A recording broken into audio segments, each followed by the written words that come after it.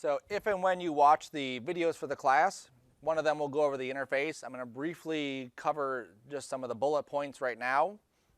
Again, watch these things because they will help you understand the software. The more you understand, the easier it is for you to learn this stuff. And then the cooler stuff you can make. It's very easy to jump into it, think you're going to be a rock star, and it quickly falls apart because it's a totally different way of thinking about how you create stuff. The top here is our main menu bar. Very rarely will I use the main menu bar because stuff is kind of hidden in other spots. Okay, there's hotkeys, there's different ways to get to it. This right here is our move, rotate, and scale tools. Again, we have hotkeys for that. You can get an office job using Microsoft Word and Excel. You never have to touch a hotkey if you don't want to. But in this stuff, you got to. So move, rotates, and scales, all that stuff there. We have some rendering tools. This is all those menus, okay? So this is, again, not all of them, but these up here are typically where you're going to find these menu items with icons and with an easier way to get to them and access those drop downs. If I click and hold, I can see a lot more options for each one of these things, okay? On the far left side, we have different ways to select things, different things that we can move kind of interior-wise with the items, with the objects. Because we're dealing with 3D, we're not dealing with pixels at the moment. We're dealing with actual, you think of it like actual pieces of geometry. So when we create a cube, we're able to grab pieces of the cube and move those around. If this is Photoshop, it's pixels, so you're just drawing pixels. If it's Illustrator, you're drawing shapes. This is an actual like cube that we can manipulate. We can add more divisions to, we can tweak things how we need to. The bottom down here is our materials, which we'll get to that. We have our time slider when we do animation. The right side here will play a lot in this area. This is where we're going to have all of our properties for what we're manipulating. When we create a cube and we need to adjust some of the settings, all of that stuff will show up down there. Default, it goes to project settings.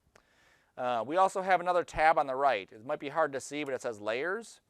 That's another area that we would then need to adjust for playing with our layers. Layers in 3D work different than layers in 2D. Layers in Photoshop, whatever layer is on top does what? It overlaps, right? It's on top of everything. In 3D, because we're dealing with 3D, it's just a way for us to organize our stuff. So the top layer is just the top layer. It means nothing as far as what we see in our screen, okay? Just for organization. Up here where we see this top area, this is our object list. So as we create items inside here, that'll create an object. We might have 50 objects or 2 objects depending on what we're doing. Every light that we create, every camera we create, every object we create will be populated inside here, okay? You'll use this in a similar fashion to the way you would use a layer. If I have a bunch of stuff I want to put together, I put them together in the objects area, and that's how I'm able to group those things together. There are some other tabs here. We don't need to worry about those tabs. Typically, in this class, we're just going to stick to the main objects one. If you screw things up and you've like moved stuff around and really like jacked up your interface, you can just go to your layout and reset it back to the standard. I've done it plenty of times. You'll do it plenty of times, okay? Now, as this is 3D, we're moving in 3D, we're scaling in 3D, we're rotating in 3D. You'll see our main area right here. This is where our modeling is. This is our canvas where we're going to be creating stuff. So this is where we can click and drag to move stuff around. The hotkeys for this are Alt and then left mouse button, and we can tumble around, okay? So if you hold the Alt key, you hold the left mouse button, you can tumble inside that view. These 3 things, the quicker you can get used to this, the easier it is for you to do all the other stuff. Alt and middle mouse button allow you to move the camera around.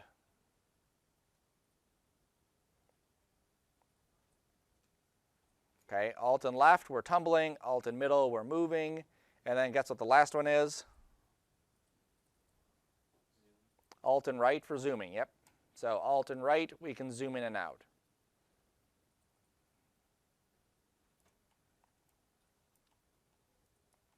Okay, So notice how those are very close together, alt, left, middle, and right. So those three things you'll always utilize. Just like any other program, typically when you work, is anyone here left-handed? Yeah, okay. Typically I have my left hand on the bottom left of the keyboard, the right hand is on the mouse, and that's typically how it stays, just like Photoshop, just like Illustrator. If you're left-handed, the alt and controller on the other side, but sometimes those don't work. It looks like, oops, if I hit the right ones. It looks like in R20 it's working, in R19 they didn't work, okay? So you still could swap those if you needed to, your hands. I had a student one time who was left-handed writing, but he used the right hand for the mouse, so he would take notes and then he would use his other hand for that. It was pretty cool. Okay, so that's how we can navigate our scene. So let's create something. So if we go up to the cube and just click it, we'll be able to create a cube.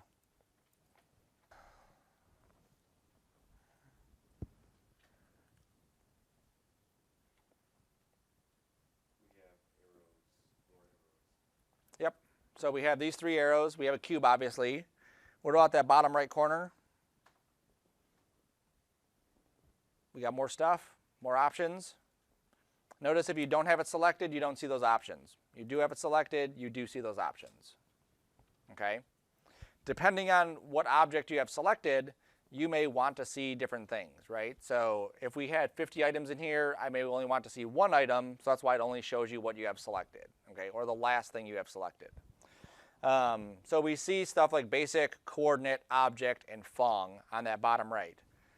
So we can click through those. Each one of these is a separate tab that we can go through to get more information about this item, okay? If you go to the coordinates tab, you'll see P, S, and R, position, rotation, and scale, or position, scale, and rotate.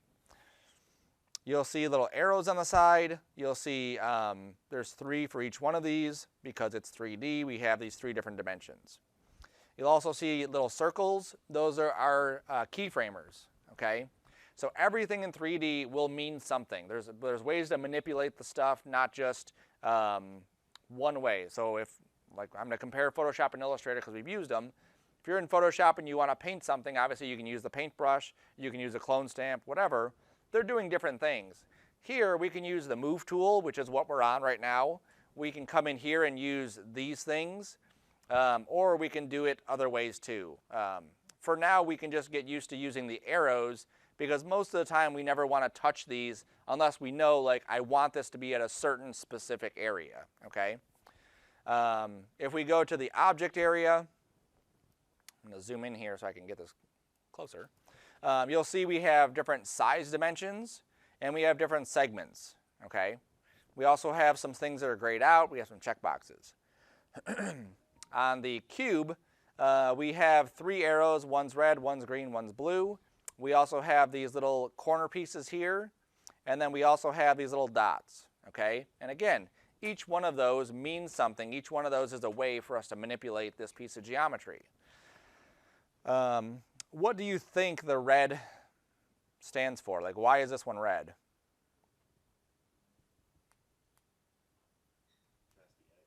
That's the X, yep. And then what do you think the green is?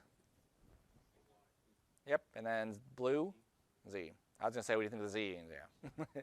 Okay, so an easy way to remember this is you have RGB, right? That's your typical color scheme for something on a computer. And then you have XYZ. Those two things coincide, RGB, XYZ. If you forget, it's also down here on the bottom left of your screen. So you can see X is always going to be red, green is always going to be Y, and blue is always going to be Z, okay? When we move stuff, I can click in the middle of this and kind of drag it around, but we never want to do that, okay? Anytime we move something, we want to move it in just one direction at a time. So I'm going to grab the green arrow and drag it up. Okay, just drag it up anywhere just so you can see how it works. All right, now the reason that we only use the arrows is because we want to make sure that things are easy to align. If I drag it arbitrarily and then I drag something else and I want to line it up, it's difficult to do. If I drag it with that one arrow and I want to put something on top of it, really easy. I just make another thing, drag it on top. Make another thing, drag it on top, okay? So anytime we move something, use those arrows. Don't just arbitrarily drag it. These other things, these little corner pieces, those are ways for us to move it in two directions. So let's pretend, and this is how most people work in 3D that are sane, let's pretend that our grid is our ground, okay? That's typically what you want to do. If I'm animating a bouncing ball, it doesn't matter where it's animated, but a sane person puts it on the ground, on the grid. So if I'm animating an item on this grid and I want to move it in two directions, I can go into this area and move it just in these two directions without actually moving it up, okay?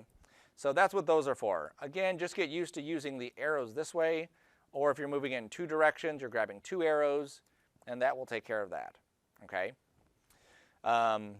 Grab one of the dots, doesn't matter which one, and then just click and drag it. What does it do to it? It expands, right? Now we have to be kind of careful because if we're too close to an arrow, it'll move it, okay? One of the downsides of 3D is sometimes there's so many different manipulators stacked on top of each other, we click and drag and it's moving stuff. So sometimes you just hit undo and then you fix it. So this is changing the proportions of an item, okay? As I look in my properties over here, my attributes, I can see that that's changing my size X, Y, and Z, right? Now, this is essentially the same thing as me scaling something down and out and whatever, but it's creating clean geometry this way, okay? Now, that doesn't mean anything to you yet. Just trust me that it's clean because I haven't had any scales or rotates or positions modifying this. So that's how I can change the proportions of it. Now, if we were going to do something like we're going to model a car, I don't start off with a cube and then start to build off of that car from there. I start off with a cube and then I get the proportions of what that car is going to look like, and then I start adding divisions and taking away stuff and moving things around to give it that shape of what a car is going to look like, okay? So for something like this, if I'm doing a character, I might start off with the torso. And so I would create this and, what does a torso look like? And then go from there. I'll pull the arms out, I'll pull the legs out, that kind of thing. If I'm doing a head, I'll do just the side of the head, let's say, and start shaping the way that's supposed to look. I wouldn't say I'm going to do a human and there's the proportions for my human there and try to whittle this down. That doesn't work. You try to go with the fattiest, beefiest shapes and then pull things out. Have done. Oh yeah, go ahead. Okay, so typically when we're building stuff, we'll build it with some kind of idea ahead of time, like this is what we're going to build, and then we just kind of start off with this shape and then go from there.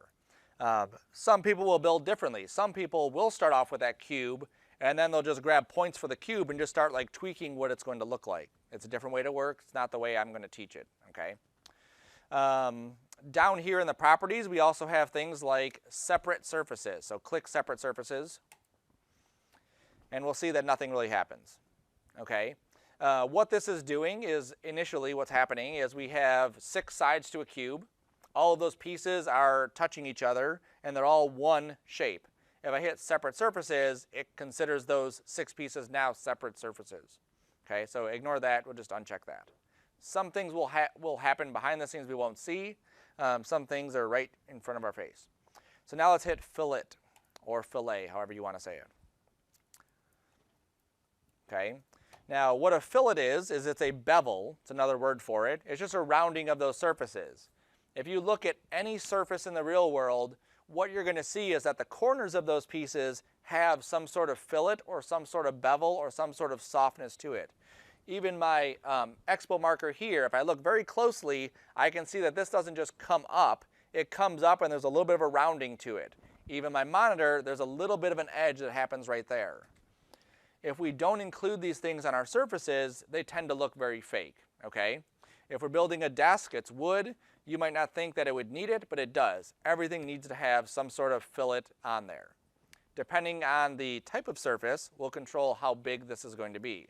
So notice that we have 2 options for this. We have a fillet radius, which is 40 centimeters, and we have a fillet subdivision. For what we're doing at this point in class, everything is relative. it could say 4,000 centimeters. That means nothing to me, okay? We're not 3D printing this. We're not putting it in the real world. It's just what does it look like or what looks good. So I want to change the radius of this, okay? So I'm going to click and drag on these arrows. You can click on them. Again, if you want to work in an office using Word and Excel, you can go ahead and click on those. Do it the right way. You just click and hold, and you drag up to make it bigger, or you drag down to make it smaller. Okay?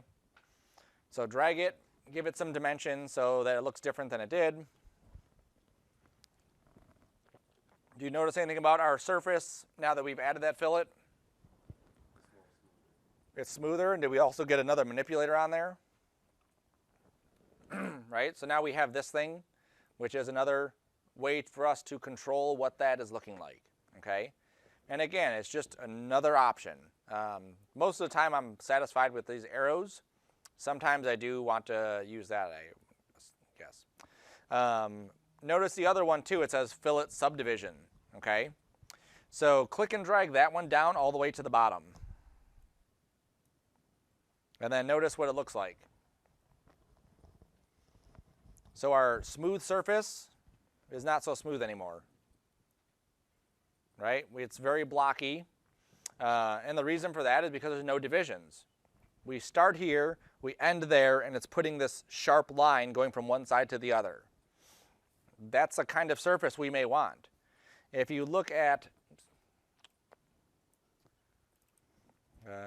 gaming, so let me just go to my Pinterest page.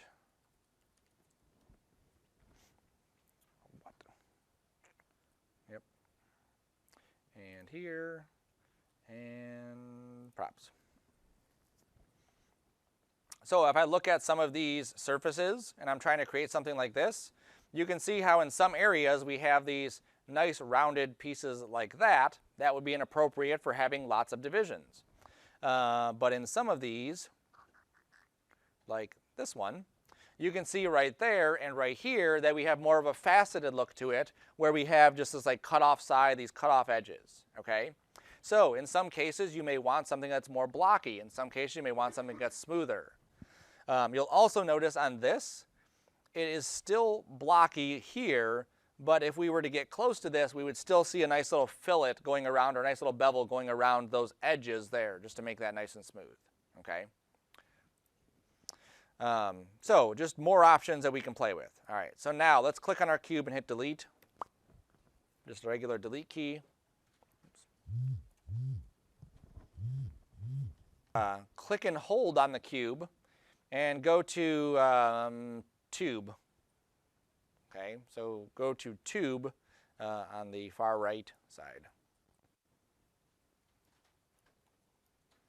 Okay, look at the options that we have on the bottom right.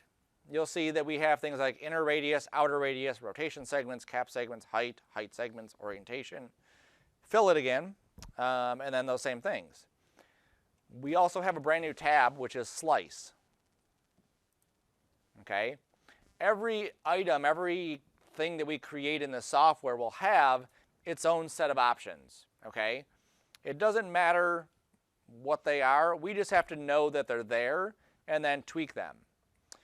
When we talk about modeling something, we typically want to start from a base shape, okay? So if we're doing a car, I'll actually start from a cube and I'll build the car off the cube because the shape of the car is really boxy.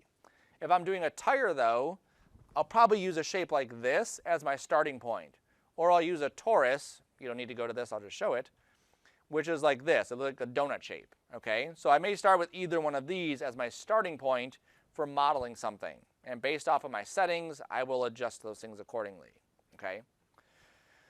Now, I want to see what this is going to look like as I add divisions and stuff like that. Right now, I can't see that. I can't see what the divisions are looking like. So there's a menu right here inside my panel, and I'm going to go to Display Gorad Shading Lines. Okay, so Display Gorad Shading Lines. And what we should see now is we can see the divisions, okay? Every surface that we create is built of divisions. It's built of different lines, and that's what makes them look the way they look. So as we come over here into our object area, and I change, let's say, the rotation segments and I lower those, you'll see that we're able to get different shapes. So if I'm doing like a Flintstones tire, I would probably start off with that shape. If I'm doing something that's a little bit more, there we go. Do a logo with that one. If I want something that's really round, I can really crank up these settings and make them really round.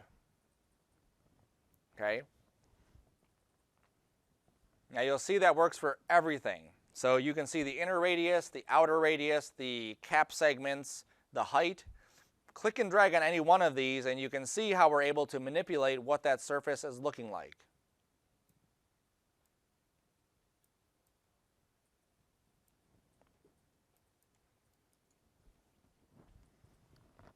All right, now as we add more segments, as we add more lines to this, visually nothing has changed on the surface itself. Okay, if I were to have not shown those lines, keep yours on.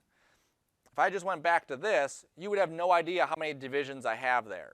So visually, this looks about the same as if I were to, let's say, take these height segments and put them back down to 1. Nothing there has changed. Now the issue that we run into in 3D is that at some point this has to go into something else. Okay, most of our stuff that we deal with, we're sending it somewhere.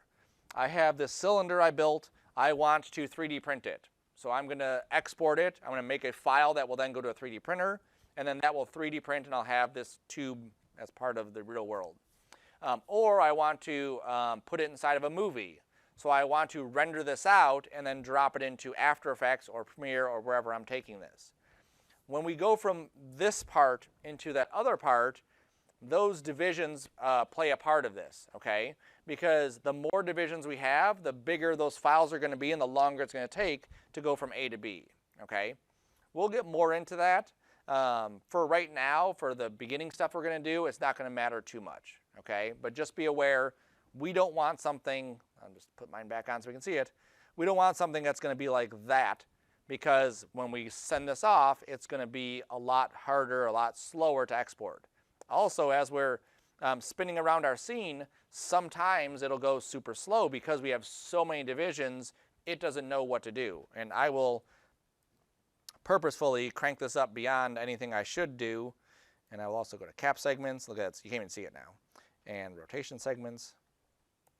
And then, okay, so I'm still able to do this, but you can see as I increase this number, it's going a lot slower as I go up. And I'll just put a 0 after each one of these. All right, so 1,000 apparently is the limit.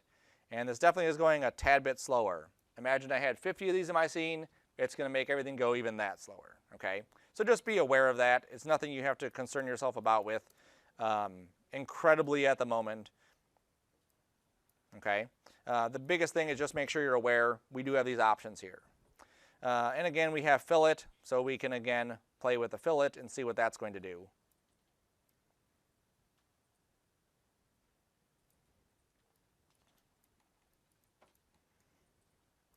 And then we have this other slice tab, and again you can see what that's going to do there.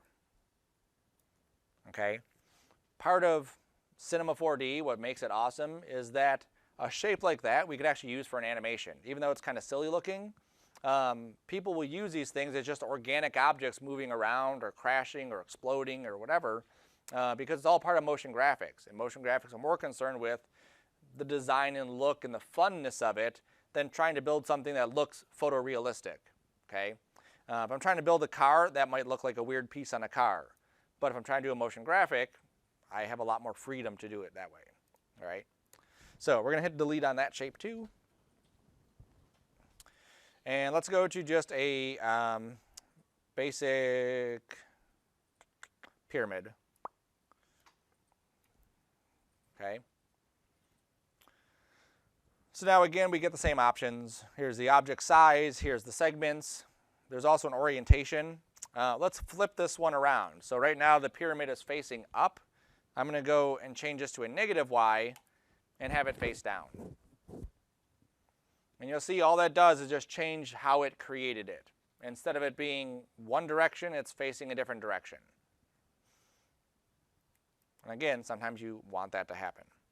I want a bunch of these. Okay, another huge benefit of Cinema 4D over other softwares is MoGraph. MoGraph allows you to take a single object or a group of objects and duplicate them and do a whole bunch of stuff with it. Okay, so this is the MoGraph area right here, this window on top. We're going to click on MoGraph and we're going to click on Cloner. Okay, now what that does is it creates, you'll see in your objects over here, it creates a cloner. We haven't told it what we want to clone yet. If I had 50 items in my objects and I create a cloner, it doesn't know what object to clone. So the way we tell it is we parent it, okay? And the way we parent it is we just drop this pyramid on top of it. And if you watch the arrow, as the arrow points down, that says be part of that group. Okay, so drop the pyramid into the cloner, and then we should see 3 of them. And they should be white probably. All right, now click on the word cloner.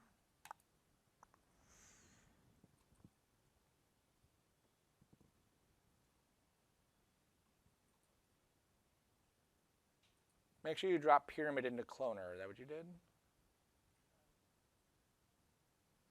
Now, if you make a mistake, just you can drag one out and then just drag it back in. All right, so that creates a cloned object, okay? Anything we do to pyramid, because it's cloned, will also happen to all the other instances. So think of like if I had 100 trees, I could model one tree and duplicate that all over the place, okay? So now I'm going to click on the cloner, and let's take a look at the options that the cloner has. It's going to be overwhelming. There's a million things here that we can change. Most of these we're not going to play with, but it's important again to see what those things are that we could play with. So the first one, I'm going to scoot this up so I can see it better, is the mode. So right now it's linear. Basically it's going in a straight line. It can think of step and repeat. I think it's an Illustrator. You copy it, it steps and repeats it, steps and repeats it, right? So that's the same kind of thing. If I click on this, you'll see there's other ones. Here's object, linear, radial, grid array, and honeycomb array. Each one of those is a different one with different options that we can play with. For now, let's go to radial. Okay. As we change one option, it also changes the options below it. Because radial is different than linear, we have different options that we can tweak. So the first thing I want to do, because they're all clustered on top of each other, is I'm going to go to my radius, and I'm just going to click and drag to make that bigger. Okay, so that just stretches it out. Don't worry about getting ever the exact number that I have. Look at it and just try to give some room to each of these. We're going to have more pyramids inside here, so I gave it plenty of room. The number above it is count. You can click and drag and make more of those. This is probably an instance where I would use the arrows to click how many I wanted or type it in.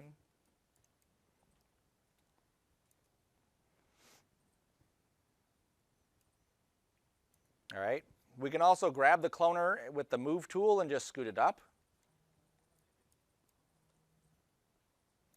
That way, again, it's above that ground. Now, let's say we want to rotate it so that it's on more of an angle. So we're going to hit the rotate tool, which is R. So the move tool is E, R is rotate. Okay, notice how they're right next to each other on the keyboard. Again, just like the move tool, we never want to just arbitrarily start rotating stuff. We grab one line and drag that one line. So I want to grab the red and just drag the red line so it's at a bit of an angle. That's all I'm doing.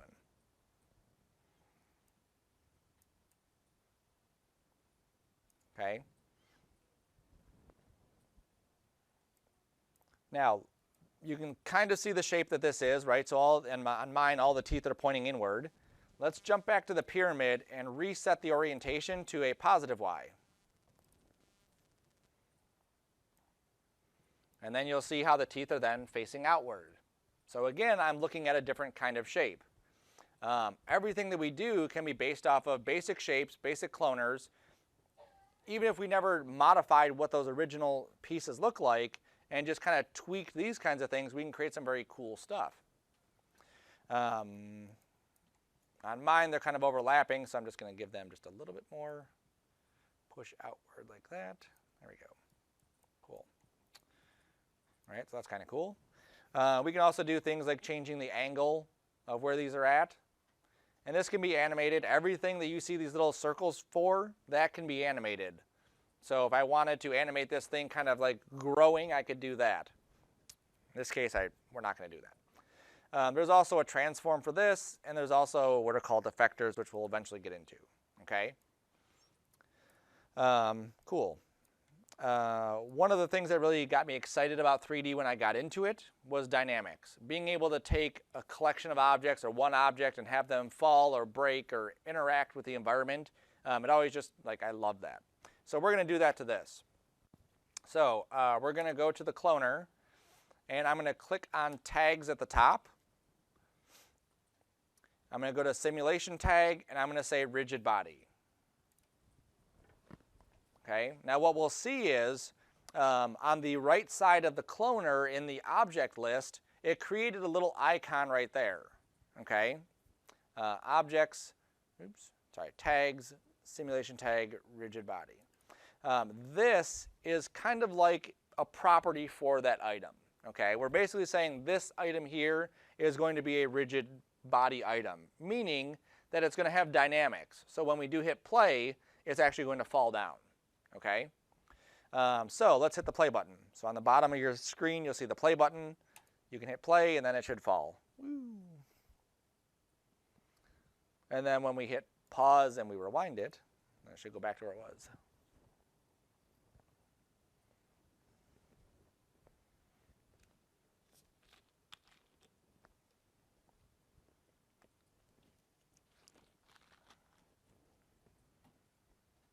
So you'll see under, click that again, under the tags area, under simulation, there's also something called soft body.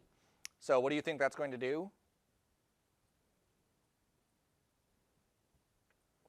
A guess. There's two, rigid body and soft body. I'm going to hint to you that those are similar enough. What do you think the difference is between rigid and soft? Nope. Nope.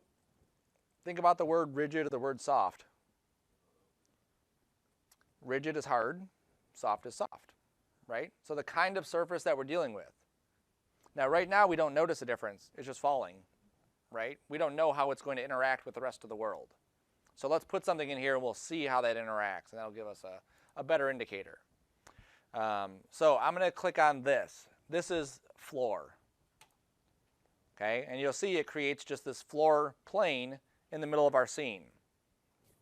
Hit play again, and we'll see it goes right through. Okay, because we're dealing in a 3D environment and we're assigning dynamics to it, it doesn't know what has dynamics and what shouldn't. When they have the Hulk and he is smashing a building, all those bricks are dynamically falling. But if the Hulk was also dynamic, he would also just fall down. Okay, so we wouldn't want that to happen.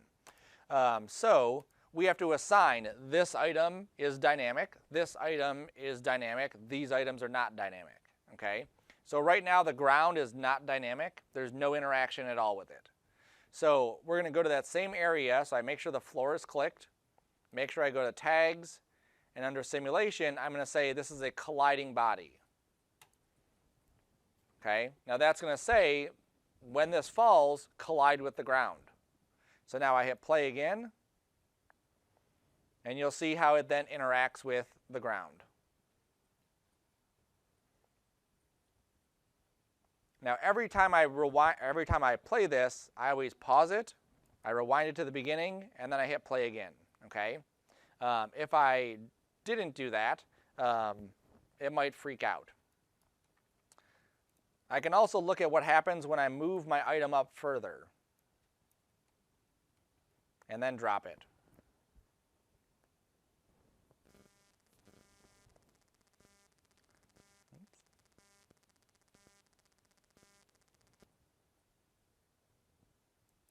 Okay? This is dynamic. So we do have this sense of something falling gradually is going to be picking up speed. So when it does collide with something, the interaction will look a little bit different. Okay? Now again, there's a lot that goes into this kind of thing to make it work correctly. Now let's take we have our cloner here. Let's take this dynamics tag off the cloner and we'll drag it to the pyramid. And then we'll hit play again. And then we'll see what happens. I'm going to move mine closer to the ground because it's too far away.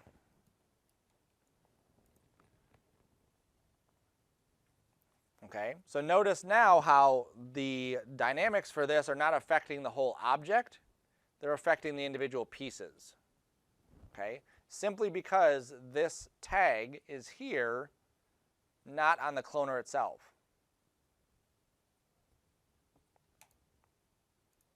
Right? Let's drop that back on there. I'm going to rewind it again, hit play again. Okay, so these tags can be moved around. They can be duplicated. I can set up one and then copy it and paste it on a bunch of them. I can copy this cloner and duplicate that 100 times if I needed to. I can clone a cloner. So if I wanted this item, but I wanted 50 of these items, I could do that as well. And the process is exactly the same. I make a cloner. I drop this cloner, that's what I'm duplicating, into that cloner. And then I go and I adjust my settings. I'm going to go with radial. I'll make the radius huge. I'll move it up. And now when I hit play, you'll see how now all of these things are then interacting with each other. Now this type of thing in Maya, let's say, would be incredibly slow and would not be as accurate and would not be as editable as this is. Okay, one of the downsides of Maya is that it's not made for that. That's why we have Cinema. This is where we were able to do these kinds of things. Now let's say we didn't want the pyramid, and again, this is where the benefit of this software comes in. We can click the pyramid and delete it. Nothing's there. We can create any other object. Don't create figure. Don't create any of these like random ones, right? So click like cube through platonic, any one of those cube through platonic ones, and then just drop it into that cloner and then hit play and you'll see that that animation still works.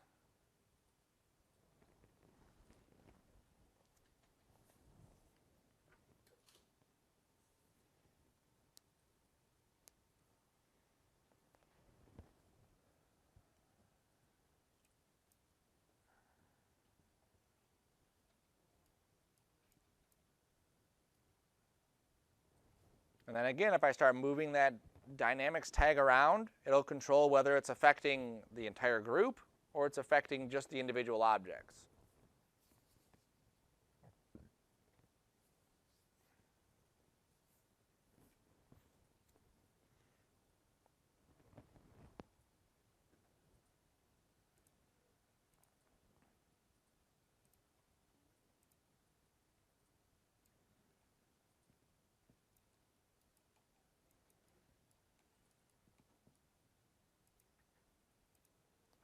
All right, now notice if I have these things combined together, like they're overlapping each other, and then I were to hit play, you'll see how they kind of like push away from each other and then fall down.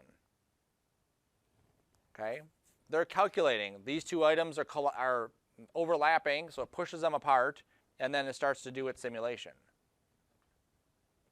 Okay, and again, this works because of how Cinema is set up. Now this again is something where the more geometry we add to this, the more complex we get. I don't want you going this crazy because it might crash, but object, oops, this one. I'm going to really kind of push this far. Let's say 60, nope.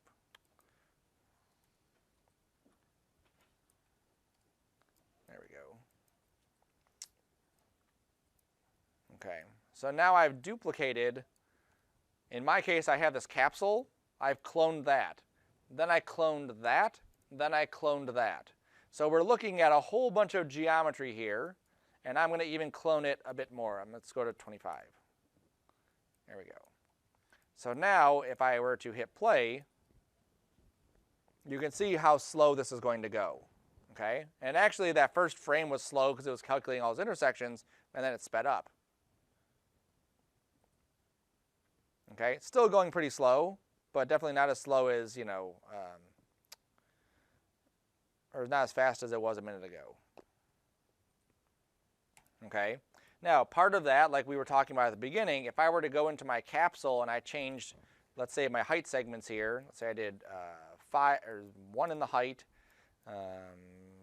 3 on the cap, and 10 here, this gives me a lower resolution capsule, but my animation for it is going to be a lot quicker because it doesn't have to calculate as many pieces of geometry. Okay? That's the whole gist of taking it to this extreme, is to show you that. Sometimes you actually create some very cool animations with it because of how it's set up. You can also find some really cool angles for this. Like I could actually go like into the middle of this here. And let's get rid of my dynamics tag for a second. Let's take my cloner.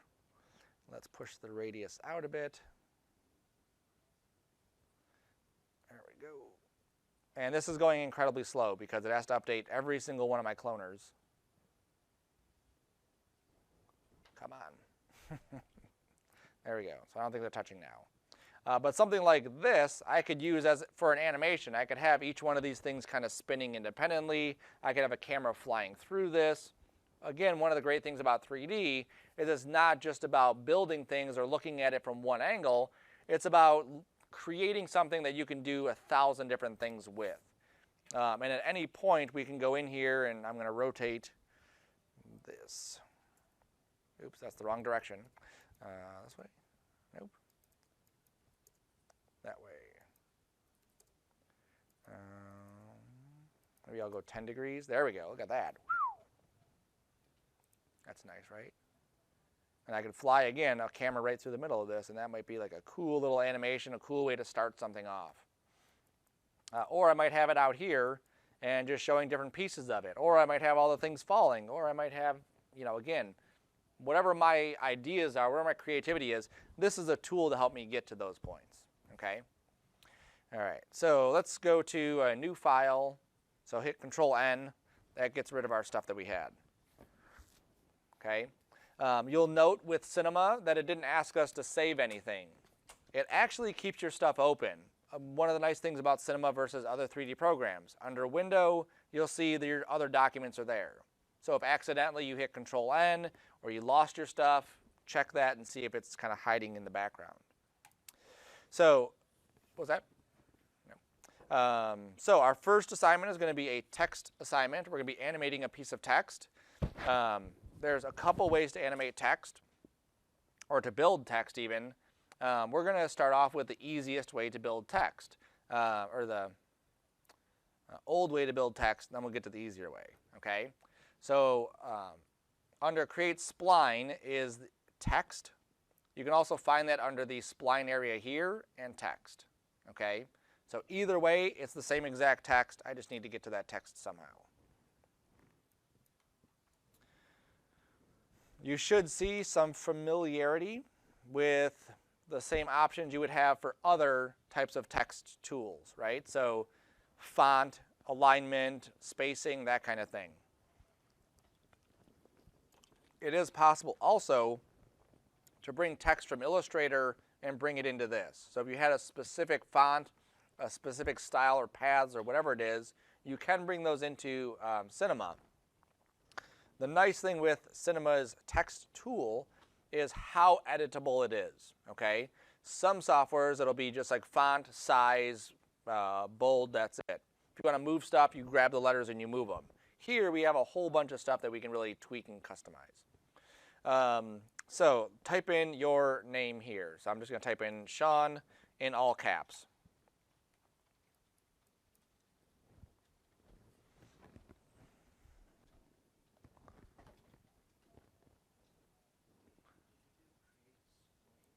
Nope, just create text right here. It's under the splines.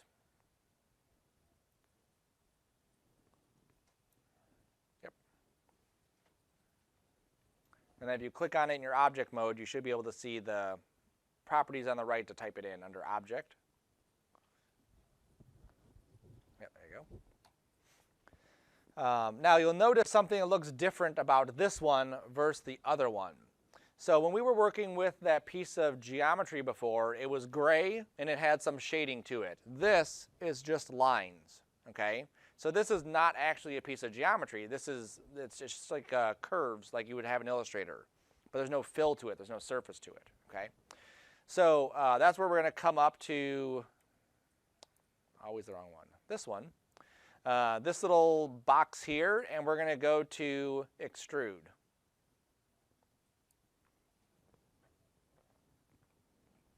Okay, so we have an extrude and we have a text in our list. Notice what color the extrude icon is. What color is it? Green. When we were under MoGraph, you see how the cloner icon is also green. Okay, that's our indicator for how this is going to get connected to the rest of the stuff. Okay, just like it needs to know what our dynamic stuff is, it needs to know what do we want to extrude. So this is green, which means that my text is going to be dropped onto extrude. And then I'll actually get the text there. Okay, so here's extrude. I take the text, I drop it inside, and now I have actual geometry that I could see and render out and utilize. If I want to change my font, I can go in here and still change the font. Robot condensed. If I want to change my justification, I can do that. If I want to change the weight of this, as long as it's an option, I can change that.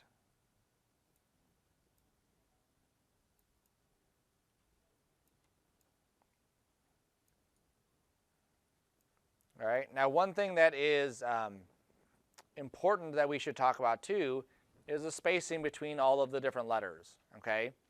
And this is something that you can go do every single step along the way, render this out, get it as a final movie and put it on your website, and then you realize, crap, I didn't adjust the spacing of my letters, and now it looks like the words are not put together correctly. You guys have had design classes before, right? You know what kerning is? What is kerning? Like the spacing in between each letter? Yep. So if you don't have the correct kerning, you get stuff like this. See how the is closer than the rest of it. So it looks like it says massage the rapist instead of massage therapist, right? What if that's what they were going for? We don't know what's in their head at that That's true. We don't know what they're going for. So we want to make sure that we have nice spacing in between. Now, the way that we do that, you'll see when we click on the text and we go down here to the kerning area, you can play with the arrow thing. I don't play with that. I say show 3D GUI. Okay? And what that does is it shows each individual letter I can control the size of, I can control the spacing of, and all of that. So if I were to click on, let's say, I'm going to, right here, show 3D GUI. Mine's still just the outline of it. Did you put it inside of an extrude? Yeah. All right, so I want to see basically like straight on what this is going to look like. Right now we're in what's called perspective mode, where we see some kind of distortion to what we're seeing. I want to see directly front, what does this look like? So I'm going to hit the middle mouse button. This splits me into 4 different views: perspective, top, right, and front. So find the one that would be the front, and I'm going to middle click there. Okay, middle mouse button click. There you go. Now what I want to look at is the spacing here and make sure that it's even between each letter. So for the S, you can see that there's a lot of space here and little space right there. So I probably want to squeeze that a little bit closer together. So it's simply a matter of grabbing, let's say, the H and scooting that over. scooting that over. There we go. And then I can click on the U and scoot the U over a little bit, grab the N, scoot the N over a little bit also.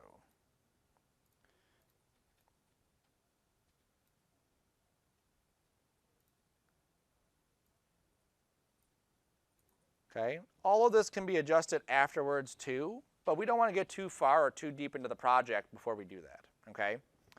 Once we're done, we middle click back. Many times we will jump between different views. Sometimes I want to be in the perspective view to see what's going on. If I'm building a room, let's say, I may want to be in the front view or the side view to make sure everything's sitting on the floor correctly.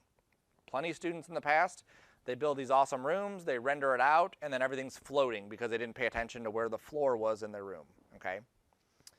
Don't worry about if you didn't fully get all of the kerning. Like I said, you can always come back and adjust it. So now I'm going to go to the extrude, and I want to play with some of the options on extrude. So looking at that again, every item is going to have different options. One option that we have here is movement. It's set up to be 0, 0, and 20. So why do you think we have 3 numbers?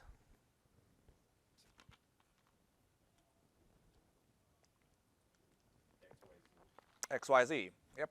So if we look at our view here, X is going left and right, right? That's the red. Y is going up and down because that's the green.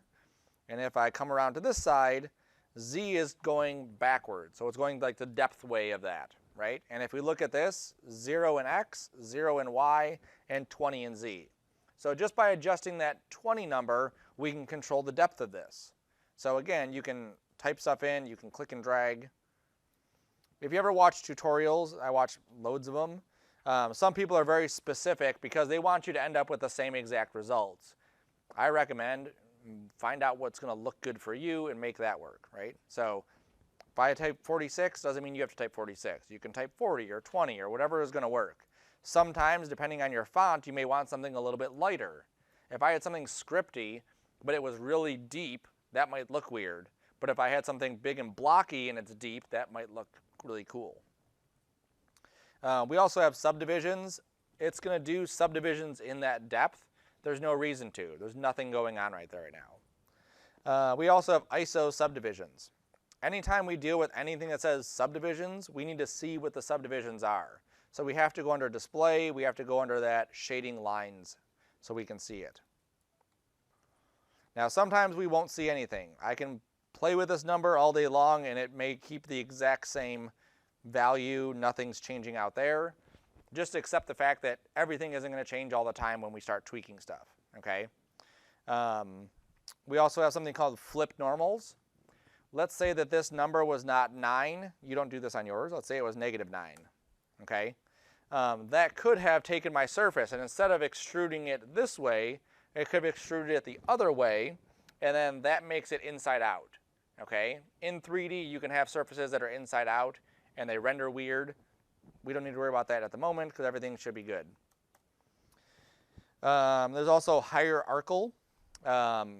If we were to have lots of different splines inside this list, okay, not just text my top word, let's say I had 50 different pieces, I could click that and it would do all of the pieces with these same settings, okay? Again, nothing that we need to worry about right now. I'm going to go to the caps area though, and you'll see that in here we have the start cap, we have the end cap, and then we have some options that are grayed out and some that we can select. So caps is just that. It's just to cap the top of it. But if we click on it, we can go to fillet cap, and you'll see now that we get some fillets on here. And I'm going to go to fillet cap the end and the front. And if yours is like mine, it probably made it way too big, so I need to shrink the radius. So I'm just going to type in 1 and 1. I think that'll probably be good. Yeah. So I shrunk my radius for my fillet cap for the start and the end to 1 so that it's smaller. Again, unless you had a specific need to have this like blocky fillet on there or huge fillets, it would make sense, but not in this case. And we also have steps. You'll see this across the board. Steps, subdivisions, segments, those three things essentially mean the same thing, okay? How many divisions do you have from the start of this to the end of this? If I look closely at mine, I have one step. It goes like that. As I add more, it becomes more round, okay? So again, something to pay attention to. You might want those things there. You can see the back of this and the front of this have options, right? So I can play with this fillet, or I can play with that fillet, either one. Again, sometimes you may want a fillet on one side and not the other. If I'm doing a sign that's supposed to be like embedded in the wall, it may not make sense to have a fillet on the back of this. It may not even need a cap on the back of it. It may just need to be there on its own. We also have the fillet type.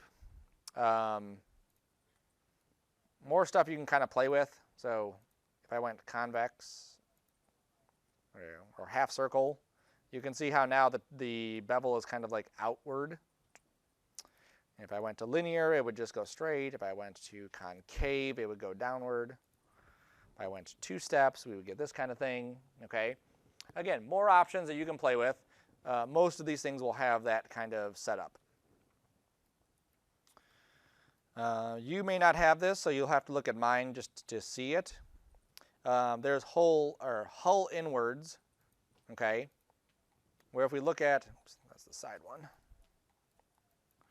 If we look at the side of this, you can see how it goes inward instead of going outward.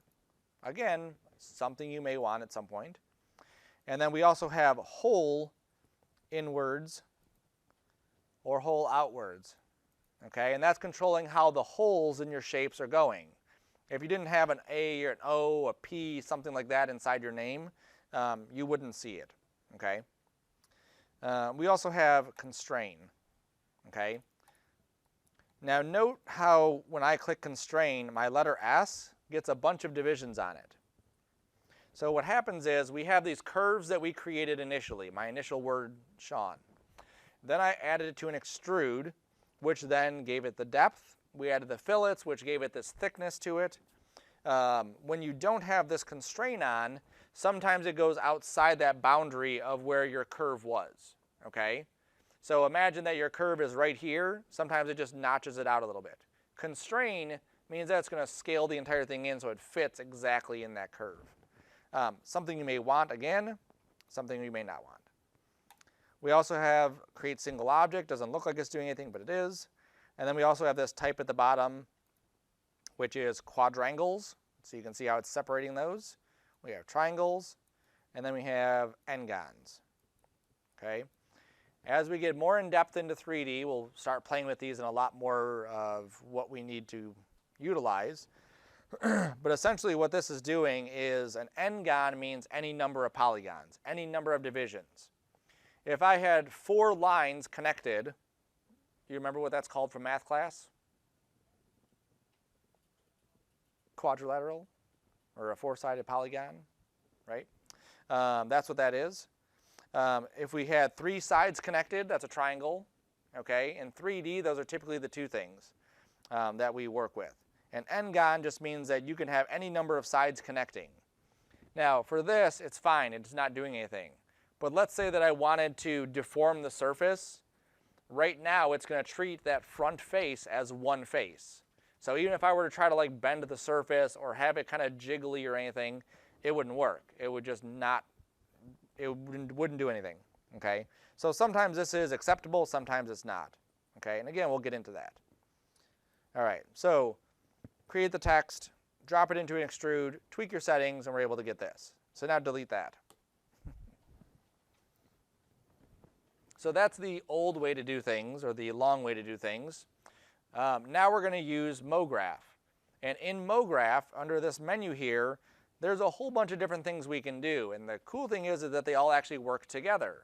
So when we start doing a MoGraph piece of text, we can actually use effectors, we can use different items right on top of it. So we're going to go down to MoText.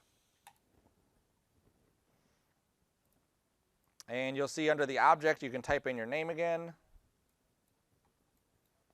You can pick your font again.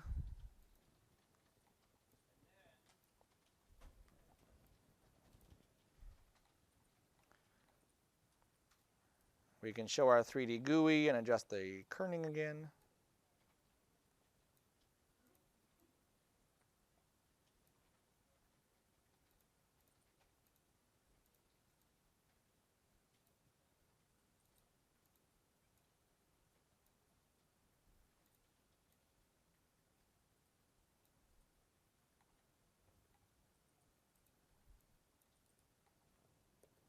All right, so you can still tweak those after, so don't think that you have to get it perfectly set up right now. We'll build this again and again a couple more times just to get comfortable with these tools, comfortable with this process. What we want to do is we want to animate this word, okay? So we could animate just the one word. I could scale up the whole word and it says, you know, Sean.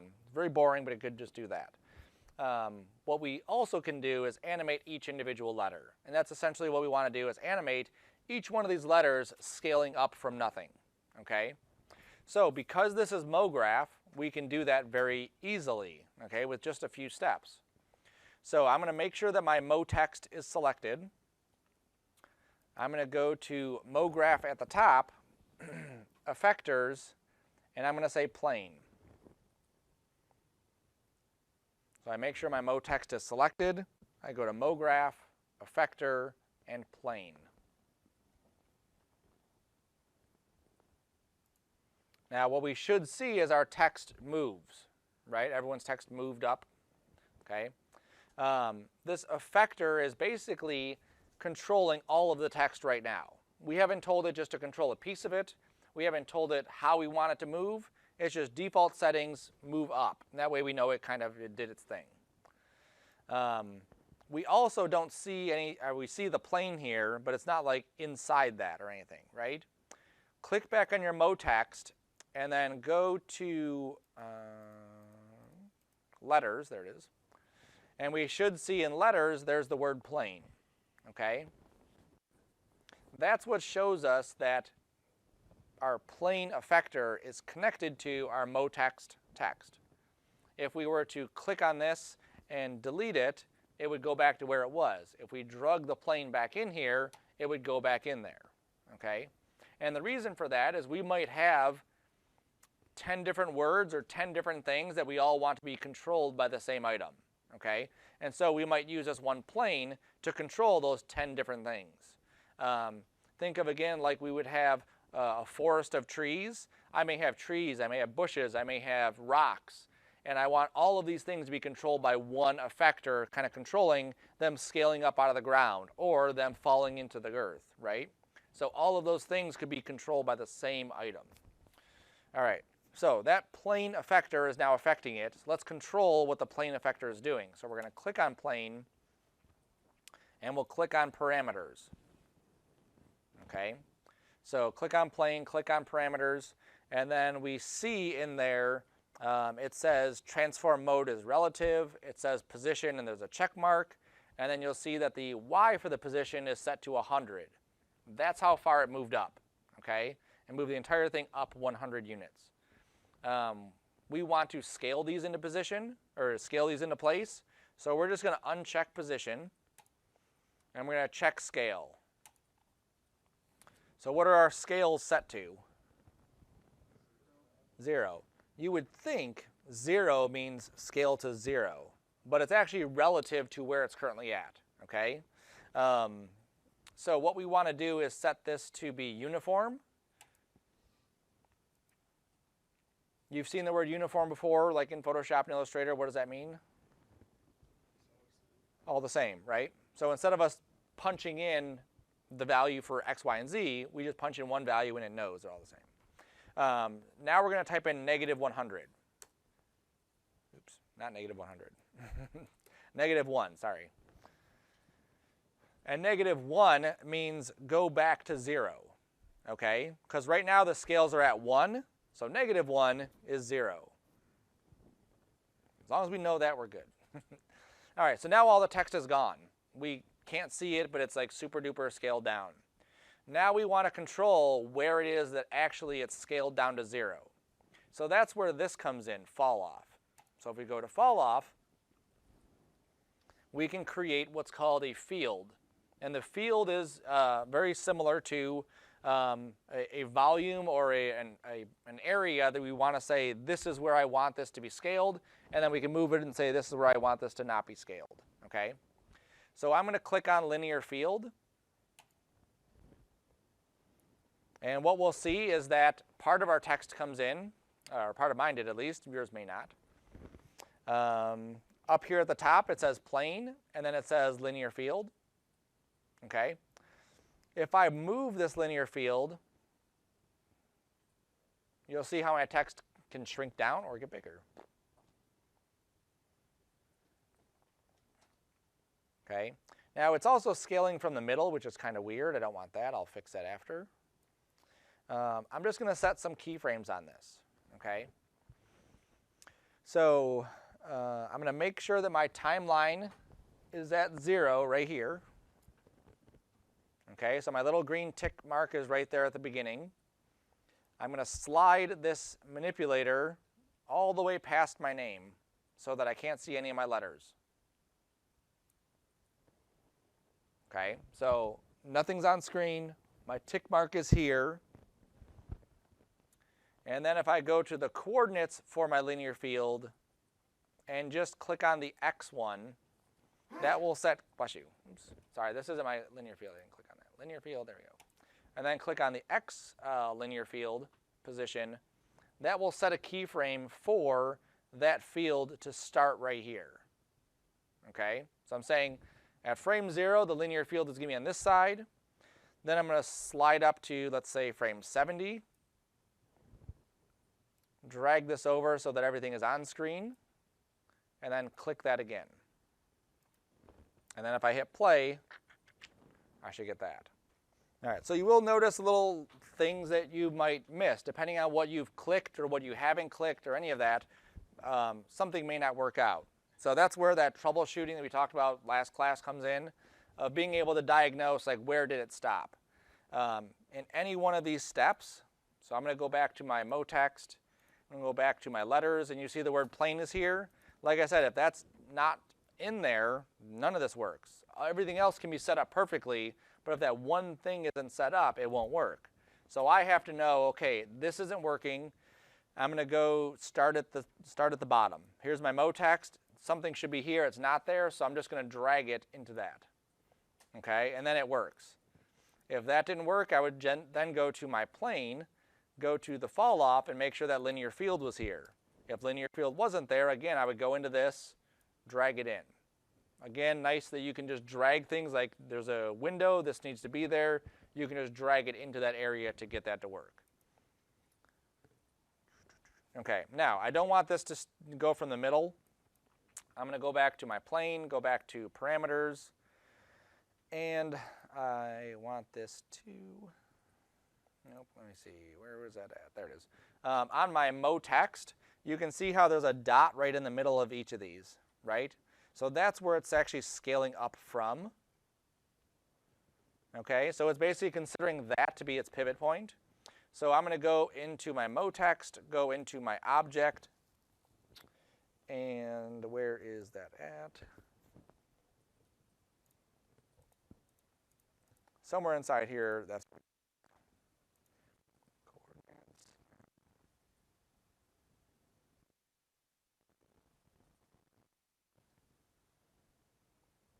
Why don't I see it?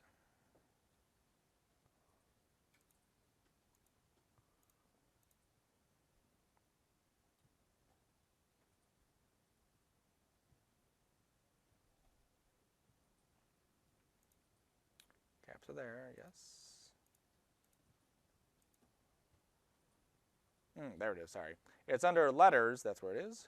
And then here is the Y position. So if I put this at 0, that will move the pivot all the way down to the bottom. Okay, so under the motext, under letters, I hit this Y axis to 0, and now my pivot's at the bottom. So now when I hit play, it scales from the bottom. Okay, now some stuff to keep in mind. Let's say that we actually did have a ground in this. Okay, so I'm going to throw a ground. You don't need to throw a ground in yours. If we had a ground in this, mine works out pretty good. Right? My S is actually cut off a little bit. But let's say that I do a different word, right? There we go. So now I have letters that are, stuck in the ground. And way down here, obviously I changed the size of my word, so that doesn't really match perfectly. But if I made this bigger, you'll see stuff like the Y is like cutting through the ground. So something we always want to consider is what is the end result of this thing? Where is it going to go? When we looked at some of those title cards before, prop 3D text. When we look at some of these that have kind of like this bottom line that is not perfectly straight, like this one, you'll typically see them floating in the air, okay?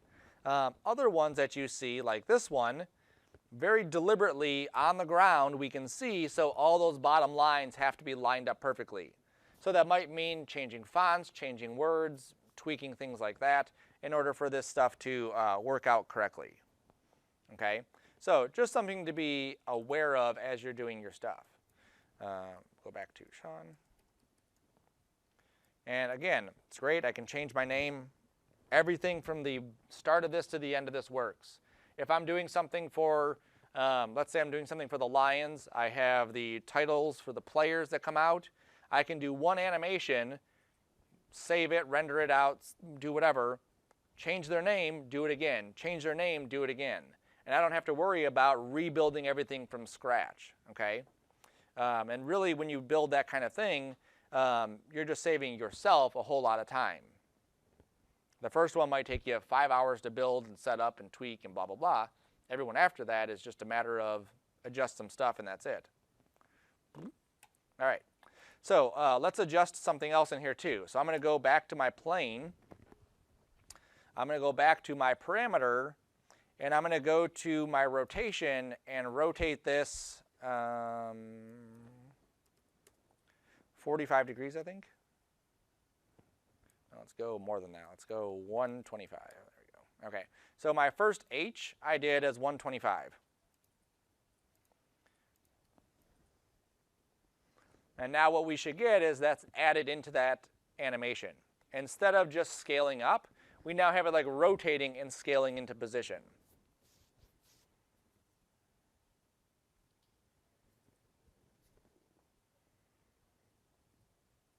Okay, now this is a very simple animation.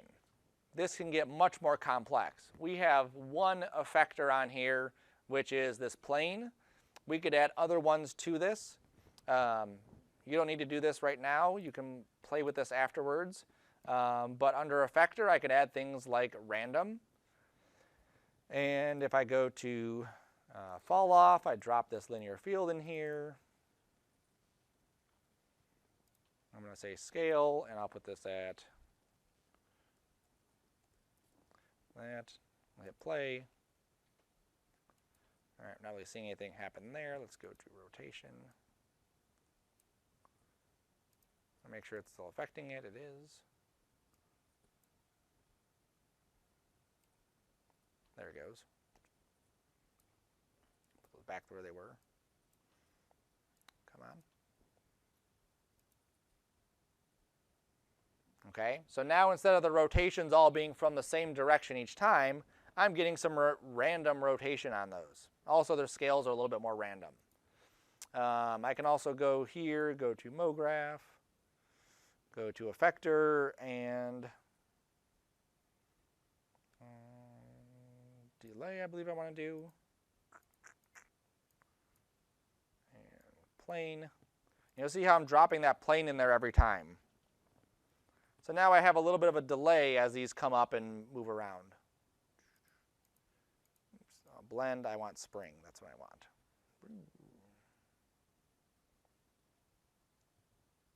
Yeah, we're not seeing a huge effect from it, but it's there. I'll make the spring bigger. I'll get rid of the random. Sometimes it's a lot more apparent, and sometimes I need a different linear field or something. So. Sufficient for this, okay? So now what I want you to do, I'm going to save this to my P drive, to my folder. Oops. I'll just drop it in here for now.